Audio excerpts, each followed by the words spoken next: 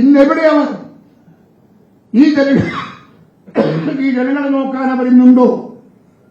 ശ്രദ്ധിക്കാൻ വരുന്നുണ്ടോ? ഇവർക്ക് വേണ്ടി എന്തെങ്കിലും ചെയ്യാൻ ഇടതുപക്ഷമല്ലേ കേരളം ഭരിക്കുന്നത്? അനുദിനം പത്രത്തിൽ വാർത്ത നിങ്ങൾ വായിക്കുന്നില്ലേ? പാവപ്പെട്ടവർക്ക് എന്തുണ്ടാക്കി കൊടുത്തു ഈ സർക്കാർ? ഭക്ഷണം കിട്ടാത്ത ആളുകൾക്ക് വേണ്ടി എന്തുണ്ടാക്കി കൊടുത്തു? ഈ നാട്ടിലെ സാധാരണക്കാരായ സാമ്പത്തിക ശേഷിയില്ലാത്തവർ കുട്ടികളെ പഠിപ്പിക്കുന്നുണ്ടോ? പരിശോധിക്കുന്നുണ്ടോ? അതിനെന്തെങ്കിലും മാർഗമുണ്ടോ? പരിശോധിക്കാൻ സാമ്പത്തിക ശേഷിയില്ലാത്ത കുട്ടികൾക്ക് പഠനത്തിന് വേണ്ടി എന്തെങ്കിലും ഒരു സൌകര്യം ഉണ്ടാക്കി കൊടുത്തോ? വിശക്കുന്നവന് ഒരു പിടി അന്നം കൊടുത്തോ ഈ സർക്കാർ? രോഗിക്ക് ചികിത്സിക്കാൻ വകയില്ലാത്ത രോഗിക്ക് ഈ സർക്കാർ എന്ത് കൊടുത്തു? നിങ്ങൾ പരിശോധിക്കണം. ജനങ്ങളോട് കടപ്പാടില്ലാത്ത, ജനങ്ങളോട് ബാധ്യതയില്ലാത്ത, പട്ടിണി കിടക്കുന്നവരെ തിരിഞ്ഞു നോക്കാത്ത ഒരു രാഷ്ട്രീയ പ്രസ്ഥാനം തൊഴിലാളി വർഗ പാർട്ടിയും എന്ന് പറയാൻ നാണമില്ലേ എന്നാണ് ഇവിടുത്തെ കമ്മ്യൂണിസ്റ്റുകാരോട് ഞങ്ങൾ ചോദിക്കുന്നത്. അതുകൊണ്ട് എല്ലാ ആളുകളെയും മനസ്സിൽ ഈ കത്തിജ്വലിക്കുന്ന ചോദ്യം തിരിഞ്ഞു കത്തണം. കമ്മ്യൂണിസ്റ്റുകാരെ കാണുമ്പോൾ നമുക്ക് മനസ്സിൽ തോന്നണം, ഇടതുപക്ഷ സർക്കാരല്ലേ ഇന്ന് സംസ്ഥാനം ഭരിക്കുന്നത്? ഇവിടെ തൊഴിലാളി വർഗത്തിന് എന്ത് കിട്ടി? ഇവിടെ കൃഷിക്കാർക്ക് എന്ത് കിട്ടി? ഇവിടെ ഏറ്റവും ദളിത് വർഗത്തിന് എന്ത് കിട്ടി? ഇവിടെ ഏറ്റവും പട്ടിണി കിടക്കുന്ന പാവപ്പെട്ടവൻ എന്ത് കിട്ടി? എന്ത് നൽകി ഈ സർക്കാർ? ഒന്നിനുത്തരം പറയാൻ സാധിക്കുമോ? ഒന്നിനു മാത്രം ഇല്ല. അവർക്ക് വേണ്ടി ഒന്നും ചെയ്തിട്ടില്ല ഈ സർക്കാർ.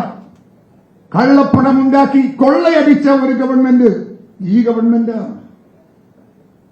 പത്രം വായിച്ചില്ലേ ഇന്ന്? എന്താ സ്വർണ്ണക്കടത്ത്? ആരാ പറയിൽ തെളിഞ്ഞു വരിക?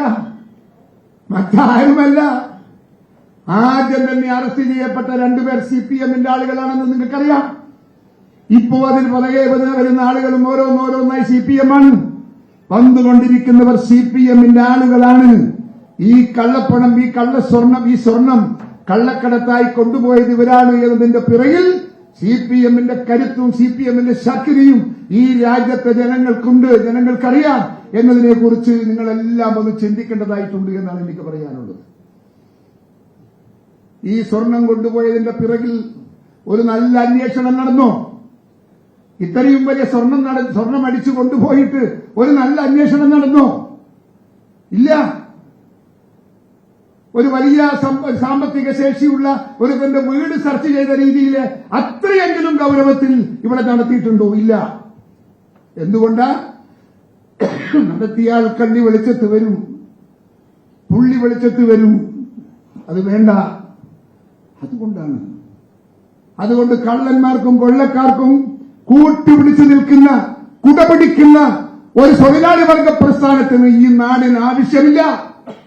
തൊഴിലാളി വർഗത്തിന്റെ വിചാരങ്ങളെ നെഞ്ചിലേറ്റിക്കൊണ്ട് അവർക്ക് വേണ്ടി പടപൊരുതാൻ മനസ്സില്ലാത്ത ഒരുവൻ കമ്മ്യൂണിസ്റ്റ് ആവണ്ട, ഒരു കമ്മ്യൂണിസ്റ്റ് പ്രസ്ഥാനത്തിന്റെ പ്രവർത്തകനാവണ്ട, അധ്വാനിക്കുന്നവന്റെ പ്രവർത്തകനാവണ്ട.